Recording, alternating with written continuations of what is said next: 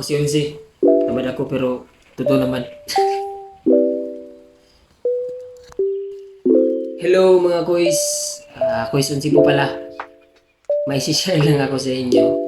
Kasi maraming beses ko na to na-encounter. At lalo na sa mga estudyante, sa mga teachers na din.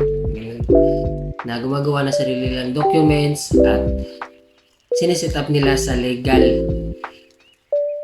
Kasi hindi nila alam na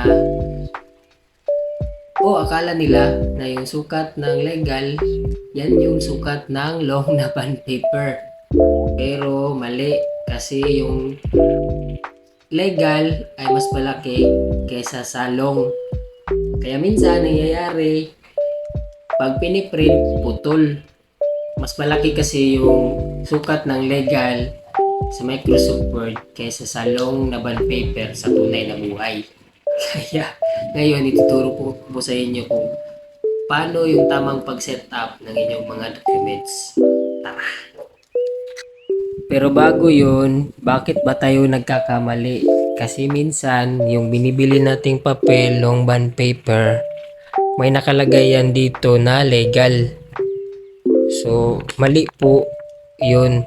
Ibig sabihin hindi po yun mali, pero wag nyo po yung gagayahin. Kasi iba po yung sukat niyan lalabas, iba po yan doon sa computer na. So iba po yan dyan sa computer na. So wag nyo po yung sundin yung nakalagay dito na long na legal sa long bond paper na bibilin nyo. Ito po yung sukat ng long 8.5 by 13 sa inches. So sa mm naman, millimeter, 216 by 330 mm. So punta na tayo sa file natin. So meron tayong file. Itong file na to is sa customer to namin. Meron kasi nagpa-print sa amin. Tapos ito yung file niya.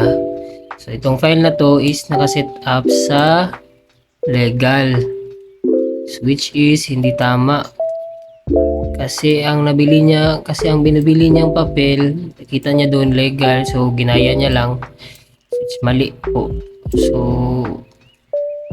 yan. Pero gusto niya i-print to sa long na bond paper.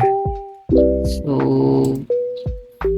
pag i-print yan sa long, pakita ko, mapuputol yan dito sa baba. Kasi iba yung sukat ng long sa legal na nakaset up dito sa computer natin. So yun, putol talaga yung iba dyan sa baba. Ito, putol yan, putol ata yan, putol yan. Pag na-print, putol yan. So, try natin. Palitan natin yung size. Gawin nating long. Ito yung long talaga. Depende rin kasi yan sa sa printer nyo eh. So meron dyan nakalagay folio. Yan yung long. Yung printer ko is ito, Brother DCP T27 T720. So yan yung printer na gamit ko. So ito yung settings niya pag sa layout. Merong A4, ang short letter, saka legal, at yung long folio. So yan talaga yung sukat ng long, yung folio na yan. So papalitan natin yung layout niya. So ang mangyayari, masisira yung layout kasi iba yung setup niya pag nung paggawa niya ng documents niya, iba yung ginamit niya na setup. So adjust natin yung margins. Pumasok siya pero hindi na siya tama. Sira na siya. So hindi mo na alam dito kung saan yun banda. So mag-edit ka na naman. So ang point niyan, so madodouble edit ka na, doble trabaho na, matatagalan ka pa. Diba? So okay lang naman sa amin kasi kami naman yung nagpiprint, ma-edit din naman namin yan. Pero ang tanong diyan, what if kung nagmamadali ka, 'di ba? So, mas matatagalan ka na kasi mag-edit ka pa ulit. Hmm. So, pero what if ganito? Lagay natin yung sa settings mo is lagay natin walang legal walang polio. Parang magkaiba kasi yan eh. Depende kayo sa yan sa printer na naka-install sa inyo.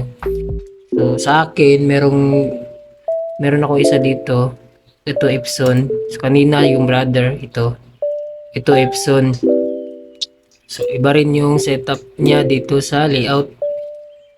So, meron siyang A4, meron siyang letter, legal, pero wala siyang naka-indicate na long or folio. So, ang mangyayari, pwede natin gawin pag ganyan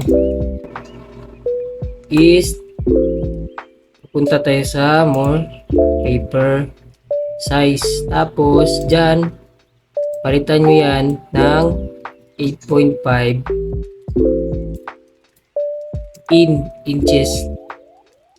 Kasi yan yung sukat ng ng short 8.5 by 13 in.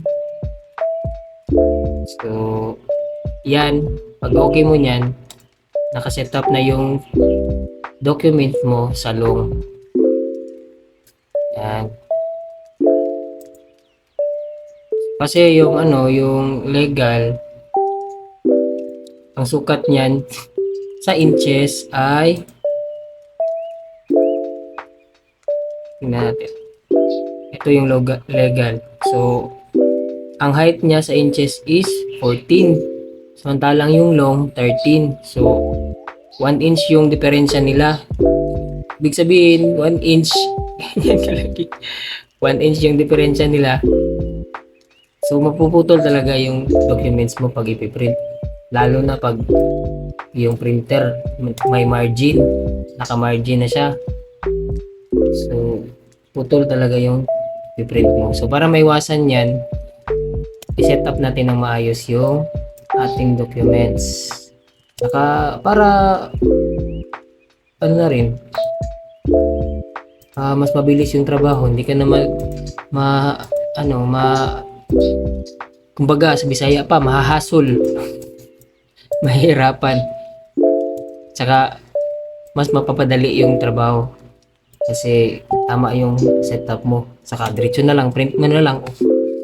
Di ba? So, yun lang po sa lahat ng sa lahat ng mga sumubaybay. At kung meron po kayong natutunan, good for you.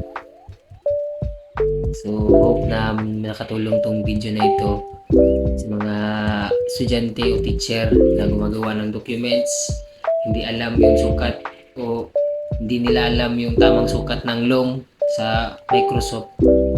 So, kung makakatulong ito sa inyo, gawin nyo. Kung hindi, kayo na bahala. So, yun lang. Quiz and po pala. God bless.